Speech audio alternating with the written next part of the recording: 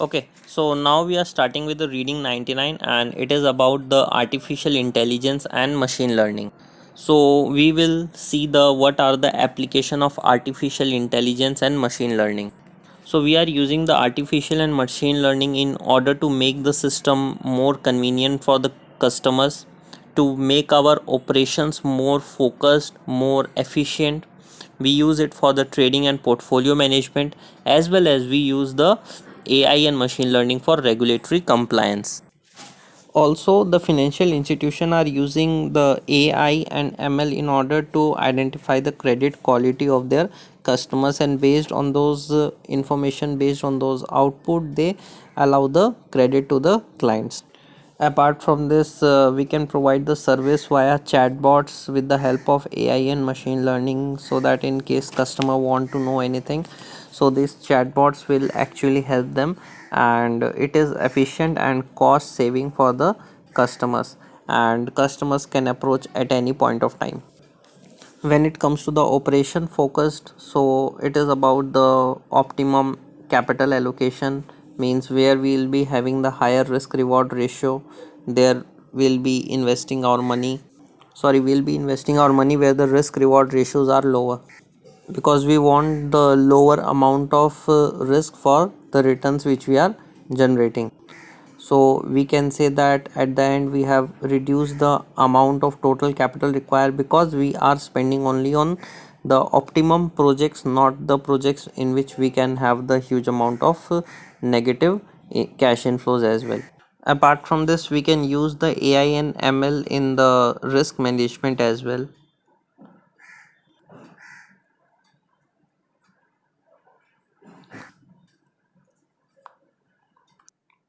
As well as it can incorporate the stress testing, and it will give us the better insights about the organization, that in the given scenarios, in the given conditions, what will be the risk position of the firm, what is the risk appetite, and what is the capital advocate capital required in order to manage that much amount of risk.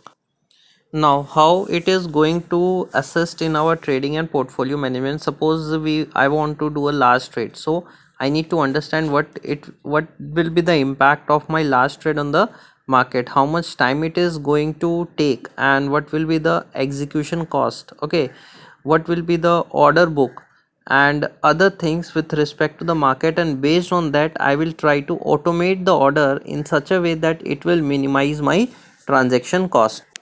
As well as into the portfolio management, we are using to predict that what should be the changes in the security price, what will be the market volatility, and how my portfolio is going to behave with the changes in the volatility and other variables such as the interest rate growth, and whether it is a company specific information, the correlation among the assets of the portfolio, and how can I reduce my risk by adding more and more securities which will be having the lower correlation with my portfolio. So it is basically making my process, making my portfolio more efficient. And in the compliance, this is really growing a lot, that regulatory authorities are using the AI and machine learning into their process, whether it is KYC norms to know your customers, or better risk evaluation, identify if there is any fraud or manipulations going on into the market. They do even the scrutiny with the help of AI. If there is any missing or erroneous values, all are identifying via the AI. So we can say that on the some hand we are replacing the human beings with the help of the AI. Central bank also use the AI in order to evaluate that what are the changes in the monetary policy and how it is going to impact the economic variables such as the interest rate requirement, money flows, then employment generation, capital expenditure. Everything will be understood, and that how the banks are going to behave with the changes in the monetary policy. Now, understanding the next LOS, which is about the impact of artificial intelligence and machine learning on the financial market. So, the first point is cost saving, lots of efficiency, proper product management, improving the quality, then increasing the options, different options available for the customers, risk management, fraud detection, protection against the cyber attacks. And at the end, what will be the benefit? The convenience to the customers. Okay, the company saving their cost, and they will be having the lots of profitability, proper capital allocation. Now if you'll be having the huge amount of benefits, then on the other hand there are some disadvantages as well. First of all, the systems are not transparent. Okay, so it's not easy for everyone to understand that how it's working. Clear? Even there is no one who knows that how the system, that AI is going to work during the period of financial stress and the financial shocks. As well as finding the expertise of this field is also very difficult, because there are very few people those who are having the expertise in the field of artificial intelligence and machine learning.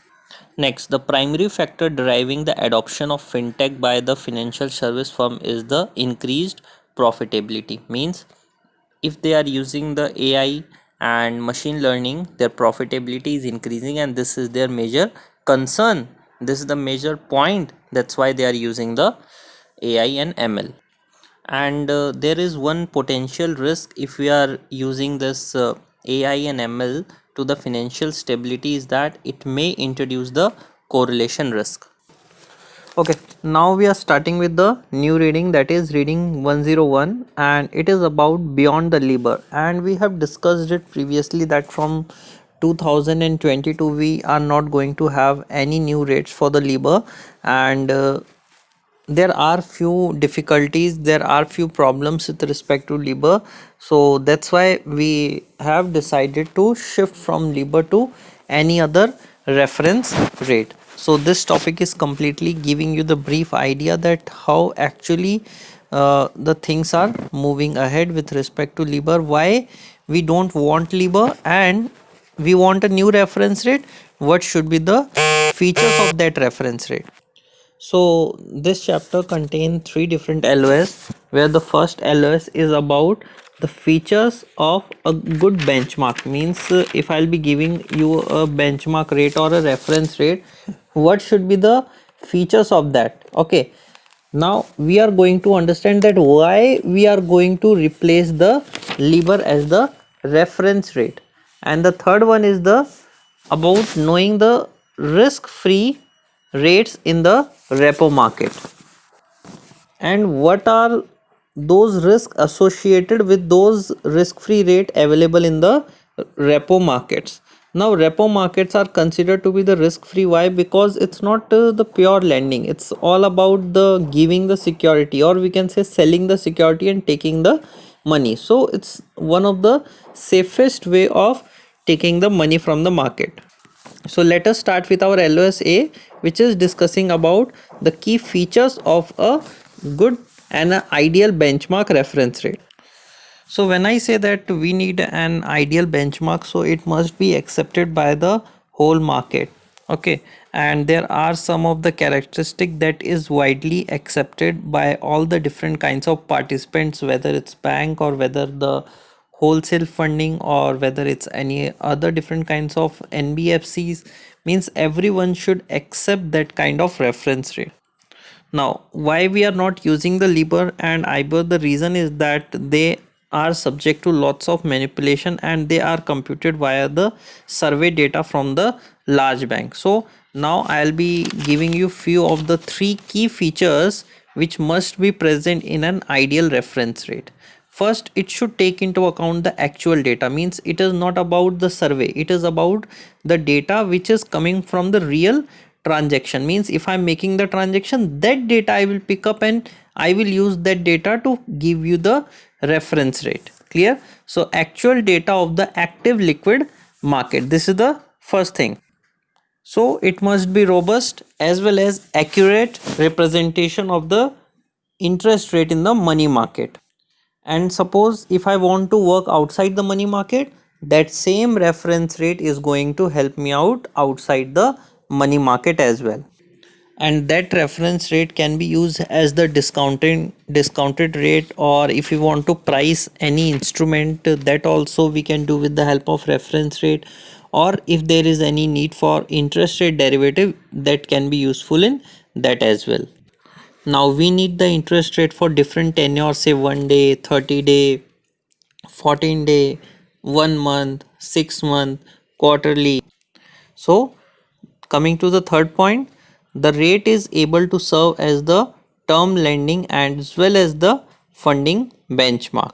Means if I want to give the long term fund, so based on that particular reference rate, I can give the money. Or if I want to borrow the money, okay, so I can borrow at that rate as well.